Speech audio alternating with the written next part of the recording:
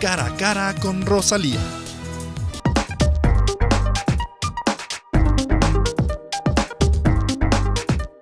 Buenos días, queridos amigos, bienvenidos. Les habíamos anunciado que el día de hoy vamos a tratar un tema que ha generado muchísimas expectativas y que por supuesto nos interesa a todos.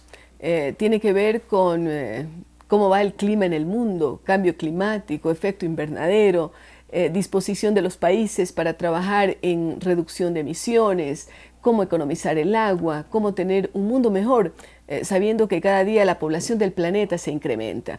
Por ello, el evento Río +20 concitó tanto interés. Un evento que efectivamente se realizó en Río de Janeiro y que aglutinó a una cantidad de personas, no solamente jefes de Estado, sino personas de la sociedad civil, autoridades de todo tipo, en fin. Y nadie mejor para hablar sobre ello que el embajador de Brasil en el Ecuador. Se trata del embajador Fernando Simas, a quien le damos la más cordial bienvenida. Buenos días. Embajador, desde la perspectiva brasileña, nos interesa conocer un poco esa evolución. Brasil tomó la responsabilidad enorme en el año de 1992 de realizar una conferencia de Naciones Unidas sobre cambio climático, sobre todas estas preocupaciones ambientales que tenemos.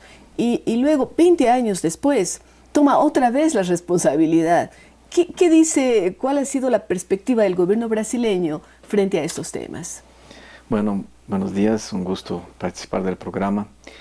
Yo creo que un aspecto importante desde el punto de vista del gobierno brasileño, ¿no?, era permitir que se hiciera una rearticulación, en primer lugar, de los objetivos que nos habíamos trazado en el año 92, como tú has mencionado, en la conferencia Río 92, porque ahí realmente fue un momento en que se promovió un primer cambio de paradigma importante en el tratamiento de los temas de desarrollo sostenible en el mundo, con la adopción de la Agenda 21 y con la firma de las dos convenciones cuadro importantísimas, que fue la Convención Cuadro de Cambio Climático y la Convención de Diversidad Biológica, así como también en ese momento se iniciaron las negociaciones sobre la Convención contra la Desertificación. Entonces, Río de Janeiro representó un primer gran esfuerzo planetario, digamos así, sí, de poner en marcos jurídicos que son obligatorios ante los Estados partes de Naciones Unidas, de tratar de estos temas que afectan a toda la humanidad, dentro de una visión no solo de equilibrio de responsabilidades, pero también de un reconocimiento de que hay responsabilidades diferenciadas por parte de los países desarrollados en algunos aspectos, como son los aspectos de financiamiento de los programas de combate justamente contra los efectos de cambio climático, pero también los aspectos de financiación a esquemas de transferencia de tecnologías limpias.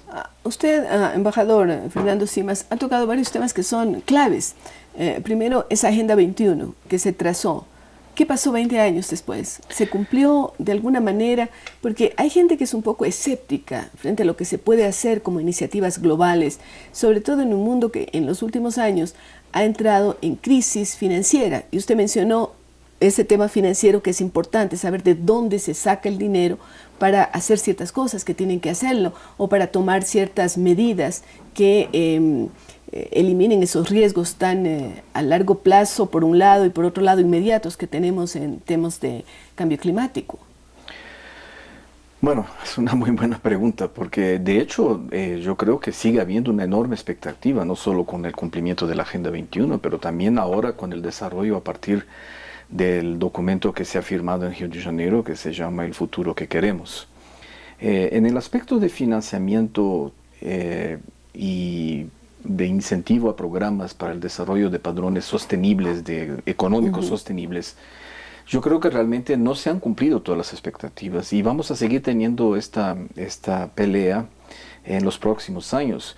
Usted sabe que a partir de Río de Janeiro ahora, de esta conferencia de Río +20, se ha trazado un programa orientado dentro de Naciones Unidas para seguir buscando cambios importantes hasta el año de 2015. Entre ellos, acordar un gran programa de objetivos de desarrollo sostenible que tienen que ser aprobados por la Asamblea General de las Naciones Unidas. Los gobiernos van a destinar dinero para esto, porque sabemos que dinero hay, ¿no? se gasta dinero en armas, se Sí. gasta dinero en muchas cosas, ¿no? Sí. Por más que haya crisis. Entonces, Sí. los gobiernos van a tomar la alternativa de realmente emplear recursos importantes para contrarrestar los efectos de cambio climático. Yo creo, volviendo un poco a tu pregunta anterior combinada Sí. con esta, yo creo que realmente uno de los retos que se enfrentó el gobierno brasilero al preparar la conferencia Río +20 fue establecer en un conjunto que es de más de 190 países cuál era efectivamente el grado de ambición posible en este exacto momento que estamos viviendo ahora. Y acuerdos mínimos, ¿no? Y acuerdos mínimos. Cumplibles. Porque resulta que por una infelicidad que es incontrolable por parte de cualquier gobierno, el hecho es que esta conferencia se realizó en un momento muy delicado de la economía internacional. No solo porque hay una crisis en Europa, porque hay un crecimiento económico muy bajo en Estados Unidos, porque está cambiando el paradigma de desarrollo económico en el Asia, sobre todo en la China, pero también porque hay un desplazamiento de los centros económicos hacia la orla del Pacífico y de Asia. Y Brasil es una de las grandes economías del mundo Bueno, en este sí, momento, además estamos claro. viviendo un momento bastante virtuoso en nuestro ciclo económico, pero el hecho es que la discusión sobre el grado de ambición posible en la conferencia Río +20 fue uno de los aspectos que condicionó los resultados finales y tenemos que estar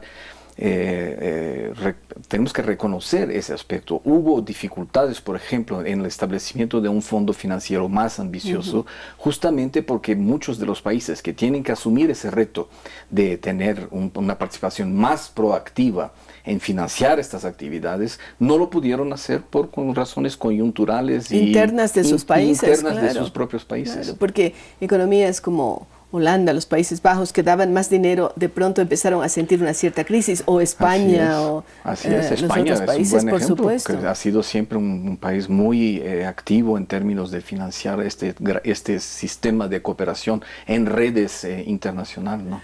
Brasil hizo un gran esfuerzo, me consta porque estuve allí.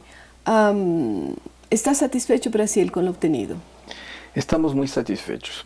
Primero, porque nosotros sabemos, y creo que esto es parte del acuerdo de Río, nosotros sabemos que este desarrollo en cambios de paradigmas de desarrollo, perdón, estoy repitiendo la palabra, pero el hecho... No, pero es verdad, porque hablar de paradigma es importantísimo, porque estamos hablando de cambio de mentalidad también. Y son cambios culturales muy importantes, y estos cambios no se producen de una forma lineal. Hay a veces la expectativa de la gente de que estos cambios se van a producir de una forma lineal y automáticamente hacia adelante. No, esto no es así. No es así. El proceso de cambio cultural como este que nos obliga, los retos de cambio climático, por ejemplo, no son lineales, son sujetos a un proceso dialéctico. A veces hay grandes saltos hacia adelante y también hay retrocesos. Y nosotros sabemos que la conferencia Río +20 representó un paso adelante, aunque delante de estos dilemas y de estas dificultades coyunturales a las cuales yo me referí. Estamos satisfechos con el documento. Estamos satisfechos con el hecho de que fue la mayor conferencia de Naciones Unidas en su historia. Eso es verdad. Nosotros vamos a hablar de eso porque tenemos que hacer una brevísima pausa y vamos a hablar de todo lo que significó, número de asistentes, eventos que se realizaron. Ya volvemos luego de una pausa.